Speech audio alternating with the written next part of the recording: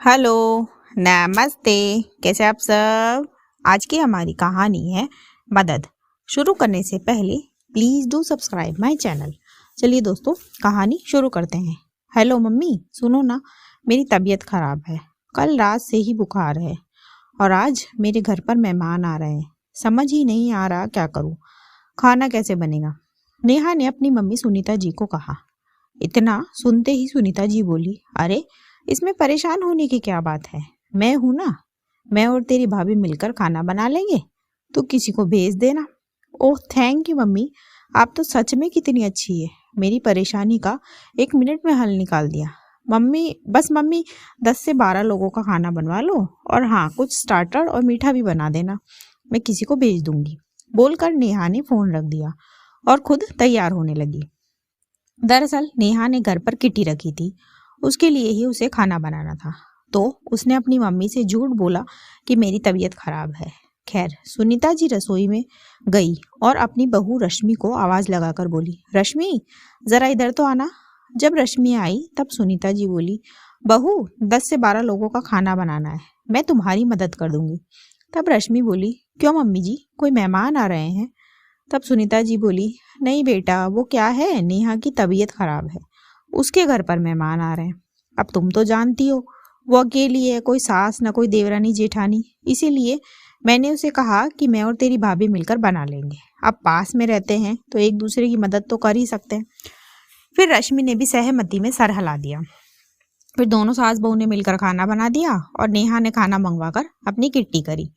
नेहा हमेशा ऐसा ही करती थी, अपनी माँ के प्यार का फायदा उठाती थी और अपनी जरूरी और गैर जरूरी मांगे पूरी करवाती थी।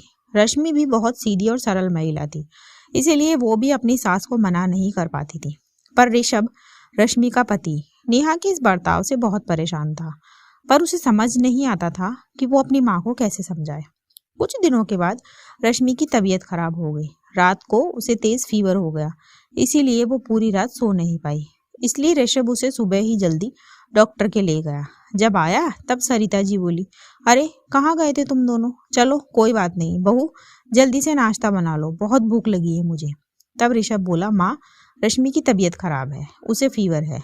तो सरिता जी तुनक कर बोली, अरे तो क्या हुआ, जरा सी हारी बीमारी तो लगी ही रहती है, अब घर के काम तो करने ही होते हैं ना, अब मुझसे इस उम्र में काम नहीं होता।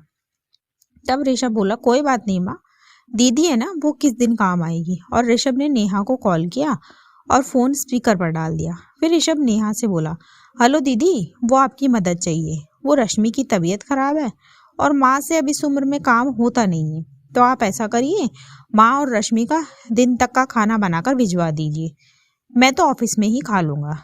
तब नेहा बोली, अरे ऋषभ, भाभी की तबीयत खराब है तो तुम खाना ऑर्डर कर लो ना, और माँ को इतनी भी बूढ़ी नहीं हुई है जो 2 जनों का खाना ना बना सके। तब ऋषभ बोला, दीदी उस दिन आप भी तो खाना ऑर्डर कर सकती थी जब आप बीमार थी और आपके घर गेस्ट आए थे। तब नेहा बोली, मैं कोई बीमार नहीं थी, मेरी किट्टी थी और मेरी फ्रेंड्स को घर का ही खाना खाना था, इसलिए मैंने माँ से मदद ली। ये सुनकर ऋषभ ने फोन रख दिया।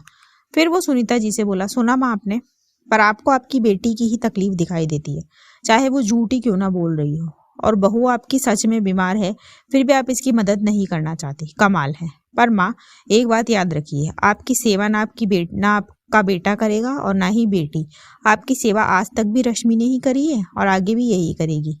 माँ दीदी के बारे में मुझे ये बात पहले से ही पता थी, जीजा जी ने मुझे फोन करके बता दिया था उसी दिन जब आपने उनके घर खाना बनाकर भिजवाया था, पर आपकी आंखों पर बेटी के प्यार की पट्टी पड़ी है। फिर ऋषभ रश्मि से बोला, चलो रश्मि थोड़ा आराम कर लो, मैं तुम्हारे लिए कुछ बना कर लाता हूँ। बोलकर ऋषभ रसोई में जाने लगा। तब सरिता जी उठी और ऋषभ से बोली, तू जा, ऑफिस के लिए तैयार हो, मैं नाश्ता बनाती हूँ और बहू का ख्याल भी रखूंगी। फिर सरिता जी ने नाश्ता बनाया और ले जाकर रश्मि को दिया और बोली, लो बहू नाश्ता कर लो, फिर दवाई लेकर आराम करो। उनके इस बदले रूप को देखकर रश्मि हैरान रह गई, पर सरिता जी समझ चुकी थी कि उनकी बहू बहुत अच्छी है, उनकी बेटी से तो अच्छी ही है। दोस्तों, बहू की बीमारी हमें नाटक क्यों लगती है, इसी सवाल के साथ मेरी ये कहानी खत्म होती है। कहानी आपको कैसी लगी मुझे कमेंट बॉक्स में ज़रूर बताएं। ऐसी ही और कहानियाँ सुनने के लिए मेरे चैनल KNY हिंदी कहानियाँ को सब्सक्राइब ज़रूर करें। थैंक यू सो मच दोस्तों। Thanks for watching. Do like share and subscribe my channel. Thank you.